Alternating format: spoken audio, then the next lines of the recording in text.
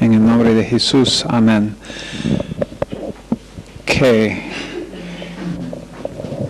estamos estudiando la área de enseñanza sobre la teología sobre la iglesia que se llama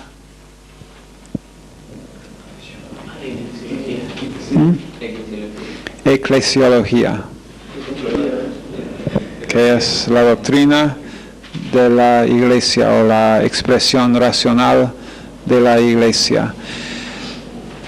Iglesia viene de ¿qué palabra griega? Eclesia. ¿Qué significa eclesia? Un grupo de personas, un grupo de miembros. La asamblea.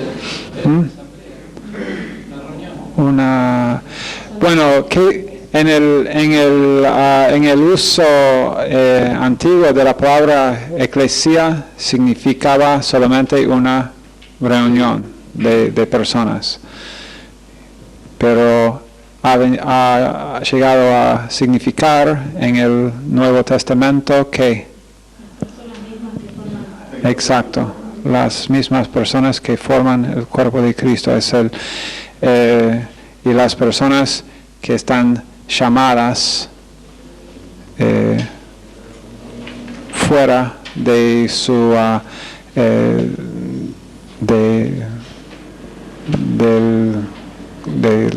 de todos los miembros de la humanidad para formar el cuerpo de Cristo. ¿Cuándo comenzó la iglesia? Con Abraham, ¿no? ¿O con Abraham o Isaac? ¿Ah? ¿O Jacob? Esaú? José? Faraón?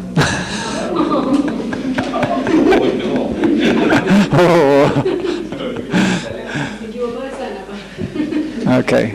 No. ¿Existió la iglesia en el Antiguo Testamento? No. Ok. ¿Por qué solamente una persona se atrevió a decir no? Dos personas. Perdón, Michelle. Ustedes no la ven durante la clase, pero ella está agitando el brazo todo el tiempo ahí atrás. Y cuando alguno de ustedes no sabe, ella dice, yo sabía. Ustedes allá en Granburg no sabían esto tampoco, pero Michelle es la filmadora tenemos dos filmadoras, una máquina y una ecuatoriana. Vamos a enviarles una. ¿Cuál quieren? ¿Cuál quieren allá en Paraguay? La máquina. No.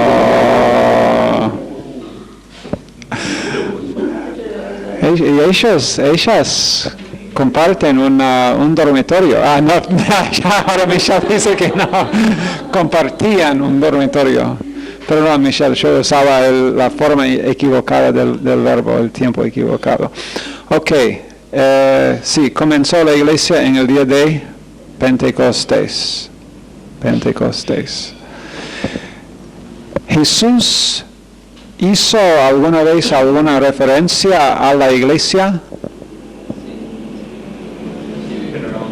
Sí, ¿dónde? Wow. Dale a Mariela una. Sí, en varias porciones de los evangelios. ¿En qué capítulo dijiste, Mariela? Ok, Mateo 16, 8. Y después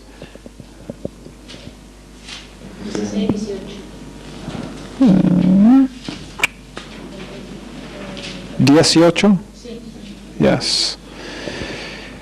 Yo también te digo que tú eres Pedro, y sobre esta roca edificaré mi iglesia, y las puertas del Hades no prevalecerán contra ella.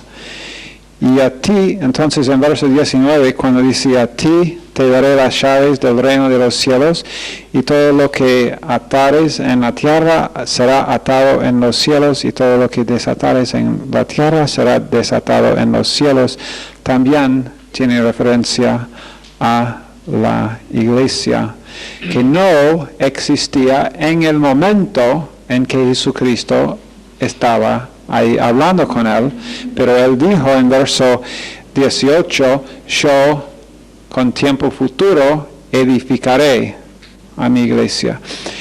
¿Cuáles eran las dos palabras para a Pedro y después roca en esa? ¿Cuál era la palabra para Pedro en ese verso 18? Petros. ¿Y la palabra para roca? Petra. Petros significa ¿qué? Una piedra. Y Petra, una masa rocosa. Entonces, se refería a Jesús cuando dijo que sobre esta roca edificaré mi iglesia. ¿Estaba haciendo referencia a Pedro? No. Habíamos dado dos posibilidades para cuál era la idea de Jesús ahí en ese verso. ¿Cuáles eran las dos posibilidades? Sobre lo que dijo Jesús antes. No sobre lo que dijo Jesús, sobre lo que dijo Pedro. ¿Qué había dicho Pedro? En verso 16, tú eres el Cristo, el Hijo del Dios viviente. Jesús podría haber haciendo referencia a esto, al hecho de que Pedro confesó esto y entonces sobre esa masa rocosa, o podría haber hecho referencia ahí a ¿quién? Todos susurrando, ¿eso significa que no están seguros o...?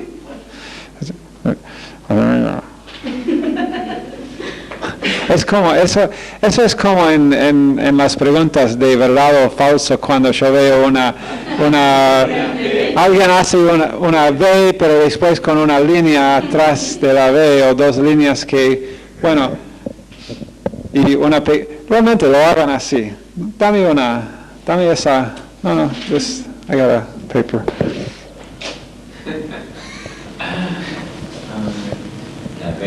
No. Un papel grande.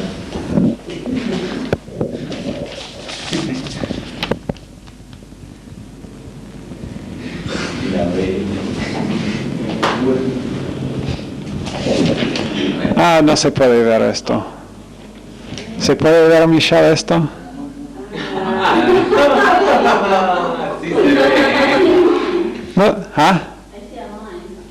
No, bueno. Está bien. Es hagan esta parte de la V, después la parte grande, pero esta parte un pequeño parte, después hagan dos pequeñas líneas allá pero no, mucho más pequeños para que entonces yo tengo que decir, ¿esa es una V o una F? Y siempre es una X porque está equivocado. Exacto. La VF es una X. Pero eso es una persona que no está seguro si es así o no. Y a veces cuando... No, pero ¿cuál era mi pregunta? Eso era la respuesta a la pregunta. Se refería posiblemente a sí mismo Jesucristo, o a la confesión de Pedro o a sí mismo, pero realmente no tiene sentido gramáticamente que después de llamar a Pedro la piedra, después también referir a Pedro como la masa rocosa. Entonces eso sería realmente una frase sin sentido, y Jesús siempre tenía sentido en lo que dijo. ¿Ok? Pero entonces la iglesia no es o no representa Israel. Puede ser que en muchas de las porciones del Antiguo Testamento que nosotros vemos aplicaciones y vemos cómo la nación de Israel representaba también el creyente de hoy en día. Y es una muy buena aplicación porque eran la nación elegida de Dios. Y nosotros ahora somos los hijos de Dios. Y no hay nada malo con hacer esa aplicación. Pero lo que está mal es pensar que Israel y las promesas hechas a Israel eran ahora ya no más para Israel, sino trasladadas esas promesas y los pactos y todo a la iglesia, que no es así. La iglesia no es el Israel espiritual. El antisemitismo que existe hoy en el mundo es uno de los resultados de haber hecho esto, de haber decidido que, bueno, Dios ahora es enemigo del pueblo judío. No es la verdad. Dios está en este momento, no está tratando con Israel como nación. Ellos siguen siendo la nación que Él eligió. Y Él ha prometido que ellos iban a tener una semana. Bueno, Pastor Will en la radio, en el estudio sobre Apocalipsis, hemos estado por algunas semanas estudiando las 70 semanas de Daniel 9, cuando habla de los 70 semanas dentro, comenzando durante la cautividad y después volviendo a Jerusalén para reedificar, pero 70, otra vez la palabra para semanas, realmente en el hebreo era 7. Entonces, lo que dijo era 77. Pero en esa porción no está refiriendo a 7 días, sino 7 años. Entonces, 70 periodos de 7 años significa, matemáticos, 70 por 7 son 490. No, alguien dijo 200 y ahora. Es la persona quien dijo 200, no te quiero para mi contador. No sé quién lo dijo.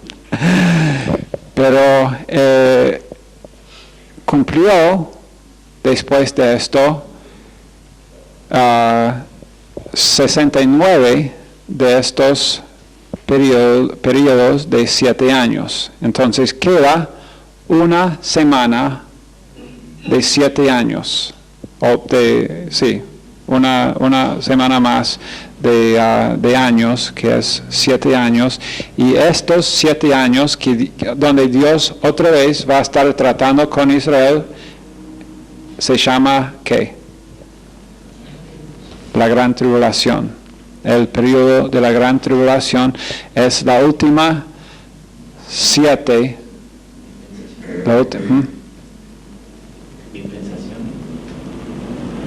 No, es este periodo de 7 años es la última, 7 de los 70 periodos de 7 años. Los otros 69 ya pasaron unas 7 más, una semana más de años. Entonces estos 7 años son el periodo de la Gran Tribulación, donde Dios estará tratando otra vez con Israel. Y después, durante también el milenio, que es 1000 años, Dios también estará usando Israel durante esa dispensación del reino, y David, el trono o el príncipe durante el milenio será David, aunque Jesucristo estará en el trono gobernando en la tierra durante estos años, estos 1000 años. Y estas profecías son literales. Para entender de otra forma, para entender que, vamos a estar estudiando en algunas semanas en escatología. ¿Qué es escatología? El estudio de los últimos tiempos, exacto. Los días postreros de Mariela. Mariela hizo hoy un postre. Me gustaría mostrarles ese. ¿Por qué no va Michelle para conseguirnos alguno de esos postres?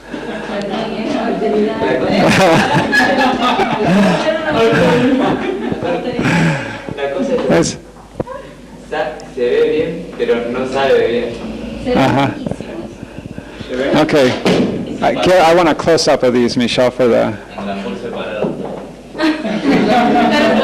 Se arrimaron al televisor. Okay. Ahora. Wait. Okay. Nice close up. Okay. All right. Now, estos parecen muy ricos. Yo tengo que estar cuidadoso acá. Tengo que usar cuidado porque si yo dejo caer esto ahí en el vidrio se rompe.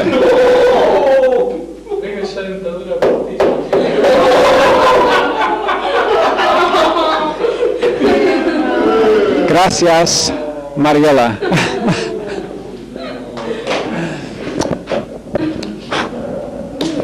¿Qué? ¿Petra o Petro? Este es Petra, masa rocosa.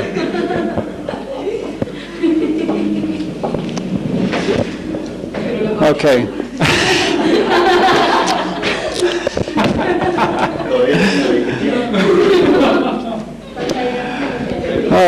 Okay, pero ¿dónde estamos? Okay, entonces que Israel no es la iglesia, no iguala a la iglesia. Okay.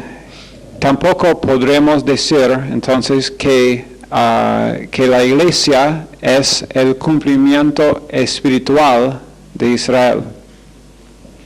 Eso es falso, absolutamente falso, una enseñanza absolutamente antibíblica. Romanos capítulos 9, 10 y 11 también tratan con el hecho de que Dios tratará una vez más con Israel. Dios no los ha desechado para siempre como nación. La verdad es que entender esta cosa nos ayuda en gran manera en entender el Nuevo Testamento, porque entendemos que que muchas veces cuando Dios está hablando acerca de Israel, acerca de salvación, muchas veces está hablando de salvación de una nación, no una salvación individual de una persona. Y eso es muy importante para entender, porque muchas veces personas usan las veces cuando está hablando de salvación de una nación y se confunden lo que se necesita para esa salvación. El que persevere hasta el fin será salvo. Tiene nada que ver con salvación por gracia, por creer individualmente en Jesucristo para ser salvo eternamente. Ese verso está usado muchas veces para enseñar una doctrina completamente falsa, por simplemente no entender que la iglesia no es el cumplimiento de Israel. Israel como nación tendrá su tiempo todavía.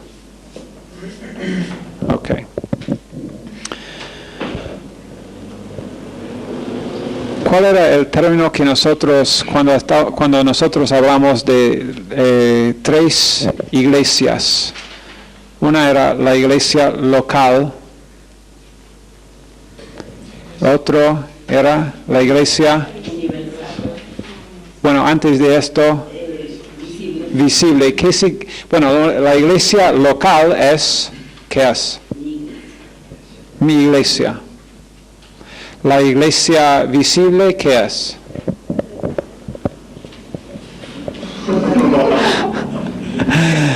La iglesia visible. Todas las iglesias o todos los miembros antes y después Todos los miembros que aceptaron a Cristo, salvos. Ok. Estamos confundiendo acá. Los de ahora. Ok. La iglesia, bueno, piensen conmigo. La iglesia visible. Entonces, ¿estamos hablando de los que han muerto y están en el cielo? No. La iglesia visible es todos los miembros de todas las iglesias en el mundo que están en actualidad ahora. Entonces, esta es la iglesia visible y la iglesia universal, aunque cuando decimos otra vez la iglesia universal, no estamos hablando de ese grupo que usa ese nombre, la Iglesia Universal de Cristo, quienes tienen enseñanza muy falsa y tienen su aceite que se vende y bueno, se vende varias cosas, pero lo que se vende más que todo es un evangelio falso. Pero cuando nosotros decimos la Iglesia Universal, estamos hablando de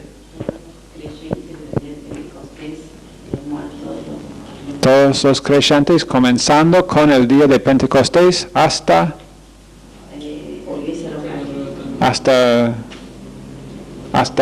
cuando Jesús vuelva, ¿no? Es la iglesia universal. ¿Okay? Entonces, la iglesia universal incluye la iglesia visible y la iglesia. Bueno, la iglesia local es parte de la iglesia visible, pero la iglesia universal incluye la iglesia visible y la iglesia invisible. ¿Qué es la iglesia invisible? Los que murieron, los que están en el cielo, que seguramente no son invisibles para Dios, pero para nosotros sí. Por lo menos yo no los veo. Tal vez algunos de ustedes sí. Ok. En cuanto a los gobiernos, los gobiernos de las iglesias, tipos de gobierno, dijimos que la iglesia episcopal es una iglesia. ¿Cómo se podría describir la iglesia episcopal? Jerárquico, que tiene denominaciones estructuradas. ¿Okay? La iglesia federal,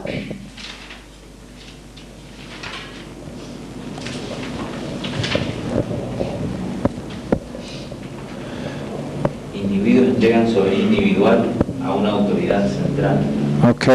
Ok. La iglesia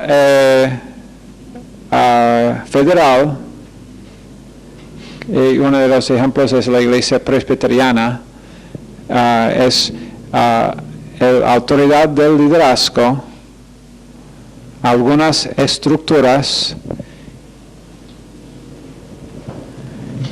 y puede ser independiente.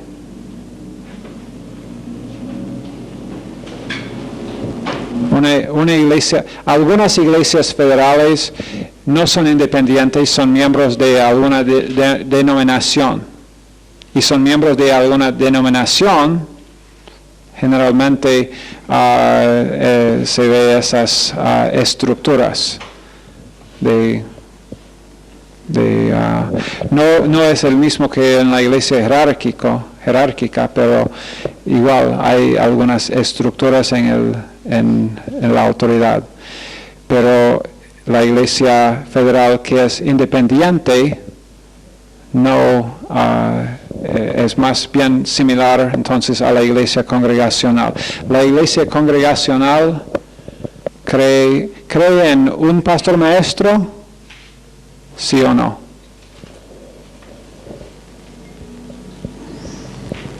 Sí. La Iglesia Congregacional tiene un pastor maestro, asambleas autónomas y los miembros gobiernan. Un pastor maestro,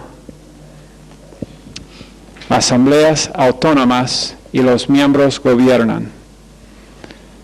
Dijimos que nuestra iglesia es una combinación de ¿qué dos tipos? Federal y congregacional. Federal en el sentido, ¿en qué sentido, por ejemplo? De que la autoridad es maestra. Ok, que la persona quien gobierna no es todos los miembros que gobiernan la iglesia, sino el pastor maestro, y vamos a estar estudiando ahora algunas palabras que tratan con este tema en la iglesia local. Pero y congregacional somos en cuanto a tener un pastor maestro y una asamblea autónoma. Un pastor maestro es la doctrina básica de la iglesia congregacional. Aunque en algunas iglesias federales también se puede ver, pero generalmente en la iglesia federal hay varios ancianos.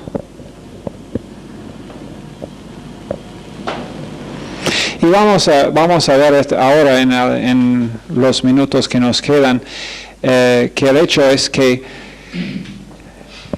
en cuanto a la interpretación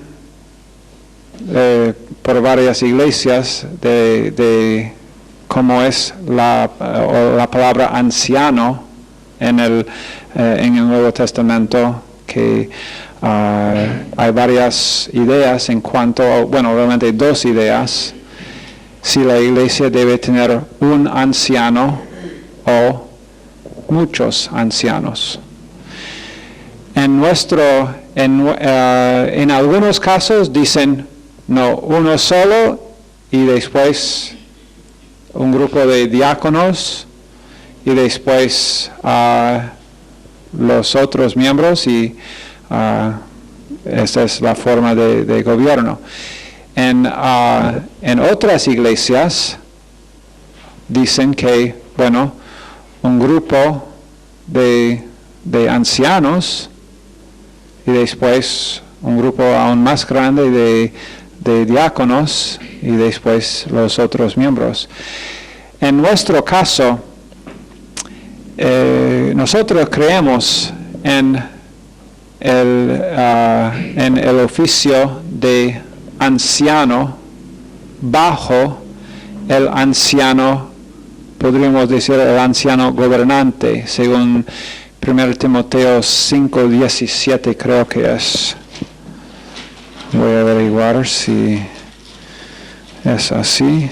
1 Timoteo, sí, 5:17, los ancianos que gobiernan bien sean tenidos por dignos de doble honor, mayormente los que trabajan en predicar y enseñar. Pero, por ejemplo, en la iglesia en Baltimore hay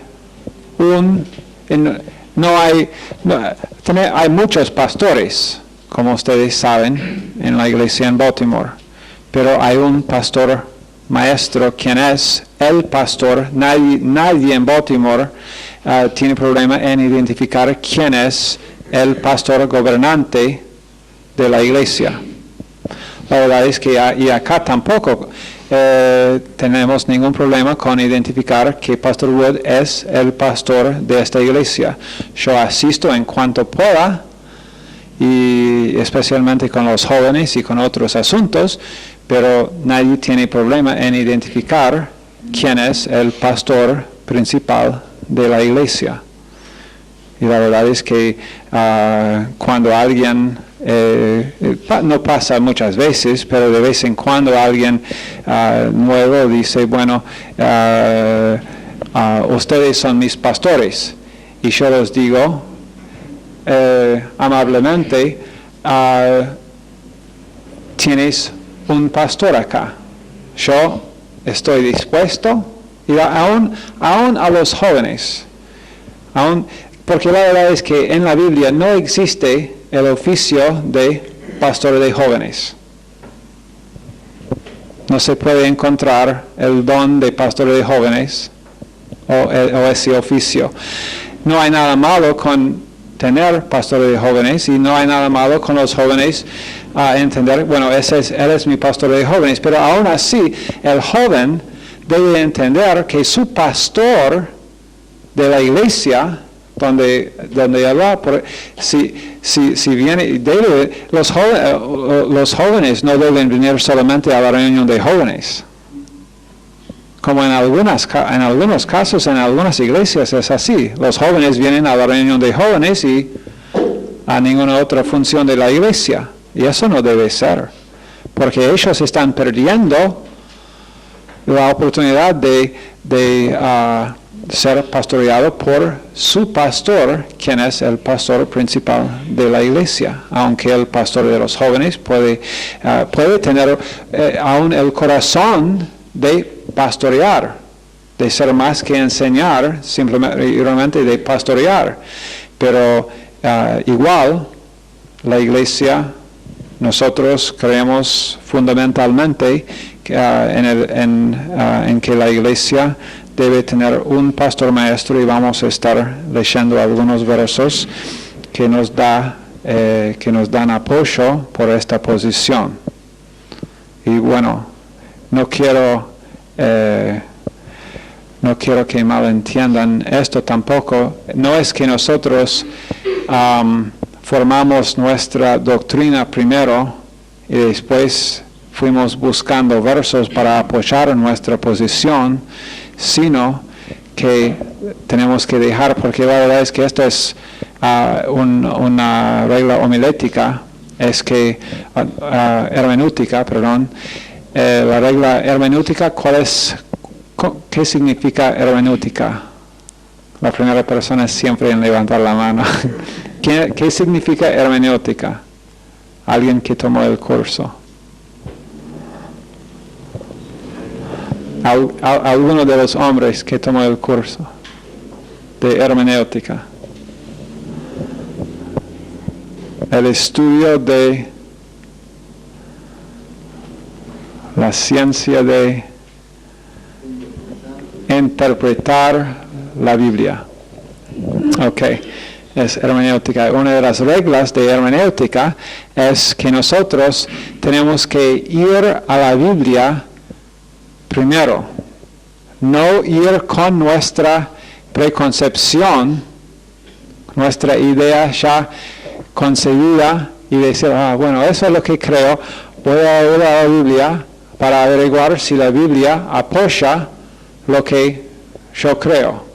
Porque si uno hace esto, eso es la manera. ¿Cuántos quieren ser engañados? Si quieres estar engañado, el formulario simple es exactamente esto.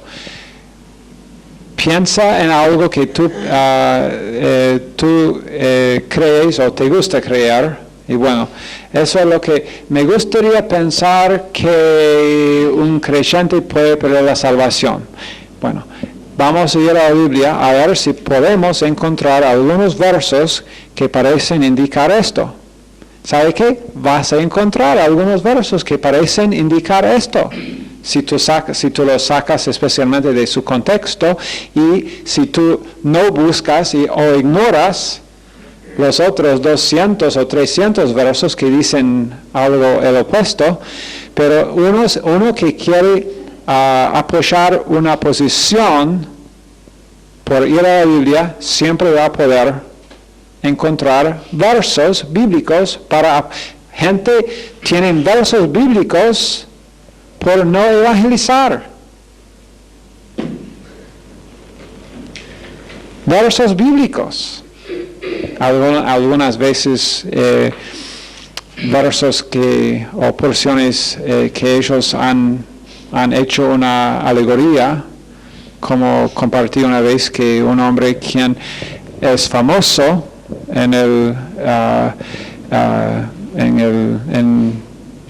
cristiandad y ha escrito varios libros y ustedes reconocerían su nombre, pero yo no les voy a decir ahora el nombre de ese hombre, pero él en uno de sus libros escribió que en el caso de Jericó, cuando la nación de Israel tenía que marchar en silencio por 7 días, una vez cada día, después el séptimo día, 7 veces alrededor de Jericó, pero tenían que marchar en silencio, que ese hecho significaba que ahora para nosotros significa que los miembros de la iglesia no deben realmente proclamar el Evangelio, sino debemos simplemente andar en nuestras vidas y dejar que nuestras vidas testifiquen sin decir palabra a nadie. Debemos dejar solamente que los líderes hagan la obra y nosotros testificamos por vida. Bueno, él usa las escrituras pero el hecho es que él encontró apoyo supuesto, muy débil, por su posición, porque él tenía una posición antes de estudiar la palabra de Dios. Y nosotros hablamos en esa clase acerca del pensar inductivo, razonamiento inductivo y deductivo, y cómo tenemos que usar realmente los dos, y porque vamos obteniendo en nuestro estudio de la palabra de Dios, vamos obteniendo convicciones, obviamente. Ahora, la verdad es que tengo una convicción de que no puedo perder mi salvación. Tengo esa convicción. Y yo no puedo olvidar esa convicción, y no debo olvidar esa convicción, pero esa convicción fue establecida en la palabra de Dios. Y ahora yo puedo ir y después también encontrar verso tras verso, pero lo que nos es una protección para no estar engañados en esas áreas es, número 1, estar bajo un pastor maestro en la iglesia local, y también estudiar no una porción, sino, y eso es exactamente porque dice el verso que nosotros leímos ahí en 1 Timoteo 5:17, los ancianos que gobiernan bien sean tenidos por dignos de doble honor, mayormente los que trabajan en predicar y enseñar. Que predican y enseñan, y Pablo dice también a Timoteo que él debe esforzarse para enseñar sana doctrina. Sana doctrina. A Tito también, al otro hombre pastor a quien Pablo escribió, que debe enseñar y estar estudiando, no una parte. Dijimos que el mejor comentario sobre la palabra de Dios es la palabra de Dios, porque es infalible. Matthew Henry es muy bueno, pero es hombre.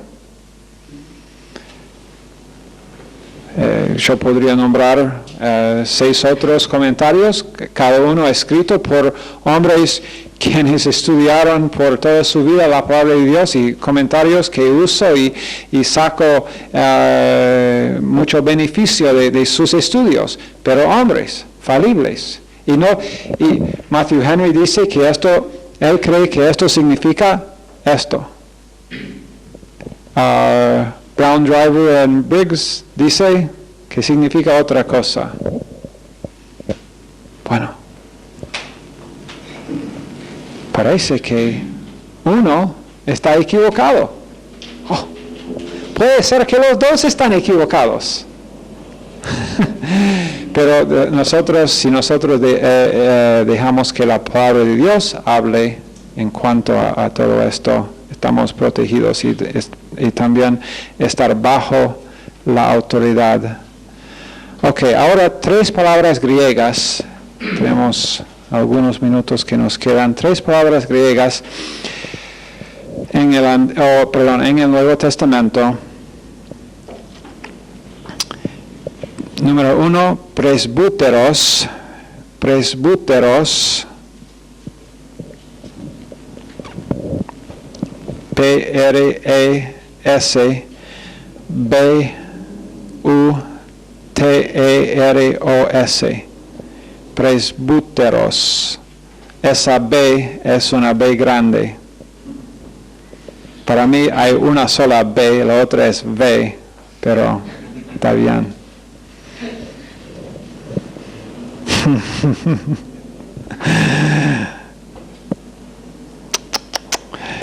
Presbúteros significa un anciano. La palabra usada para traducir esa palabra griega, presbúteros, es anciano. Un anciano es uno que ha ganado sabiduría por experiencia. Uno que ha ganado sabiduría por experiencia. Esa persona, el hecho de que dice anciano no significa necesariamente que tiene más que 70 años. Puede ser un anciano y tener 69. Aún menos. Pero un anciano es uno que ha ganado sabiduría por experiencia. Después tenemos la palabra griega poimen. P-O-I-M-E-N. P-O-I-M-E-N. Poimen. Poimen es traducido siempre en el Nuevo Testamento con la palabra pastor. Pastor. Después tenemos la palabra griega episcopos. Episcopos. E-P-I-S-K-O-P-O-S. E-P-I-S-K-O-P-O-S. Episcopos. Episcopos se traduce obispo. El obispo, cuando habla del obispo, tiene también el significado de, la palabra que usa el señor Ryrie es sobreveedor. ¿Es esa una palabra en castellano, sobreveedor? Está es una palabra en un sobreveedor. Entonces es alguien que, ¿cómo? Sí, que administra, que también, esa es otra palabra, jefe administrador, pero sobreveedor es, como en el Antiguo Testamento vemos la palabra atalaya, uno quien está es como supervisando algo, está mirando, protegiendo, viendo. Entonces eso es un episcopos, obispo, sobreveedor, administrador. Si la palabra atalaya te ayuda a entender esta idea, está bien. Pero eso es episcopos. Todos estos tres palabras en el griego refieren al mismo oficio de pastor maestro. Aunque en algunos casos él podría tener la iglesia otros ancianos que asisten al pastor principal. Porque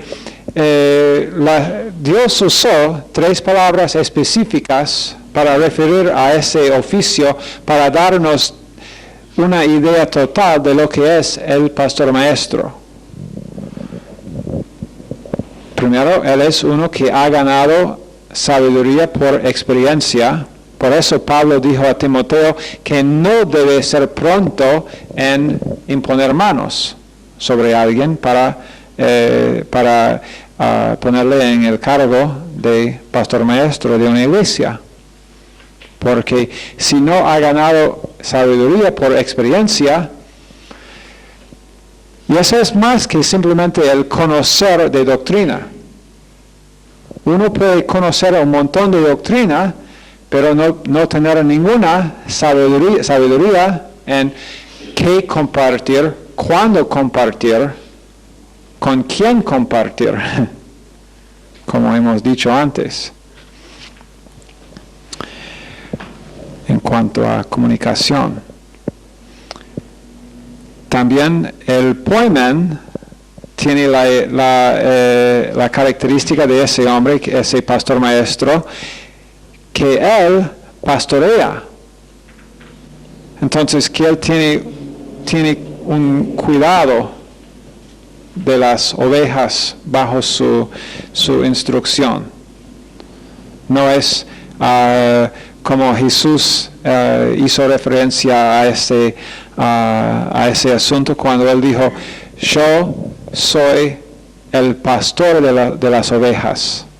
Yo no soy ¿cómo se llama el que era contratado y después corre cuando viene el lobo? Jornalero. Asalariado, gracias. Ajá. El asalariado no es el poimen. Entonces el poimen, el pastor, tiene realmente cuidado de las ovejas. Cuando alguien en la iglesia acá está lastimada, una persona está lastimada por algo, el pastor de la iglesia, pastor Rui acá, está lastimado también y tiene un deseo fuerte de proteger. Eso es un poimen, pastor. Y la palabra episcopos tiene que ver con el hecho de que ese hombre, el pastor maestro, es el sobreveedor, esa es la persona quien es el administrador. Entonces, tiene que tomar decisiones administrativas en cuanto a, la visión de la iglesia, qué vamos a hacer, detalles prácticos.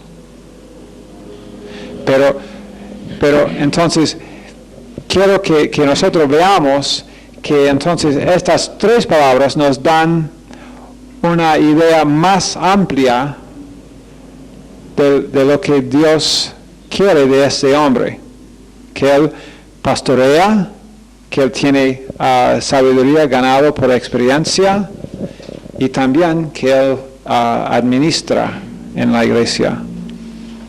Entonces, por eso Dios lo llama en Efesios 4, el pastor maestro en Efesios 4:11. Creo que es 11.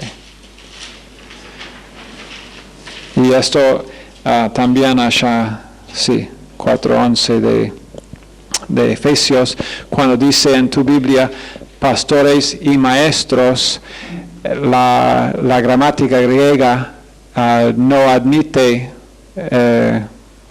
una posibilidad de que estos son dos oficios separados. La gramática la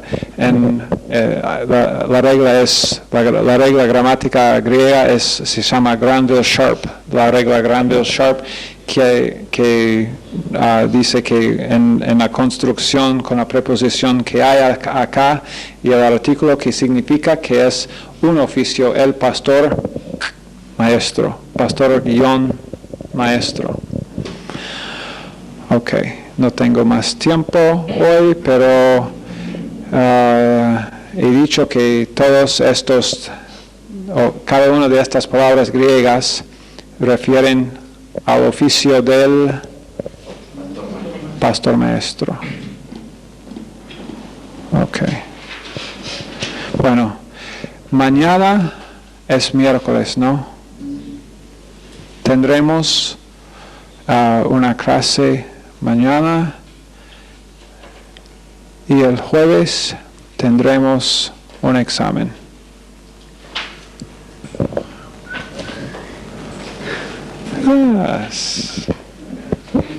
Será fácil.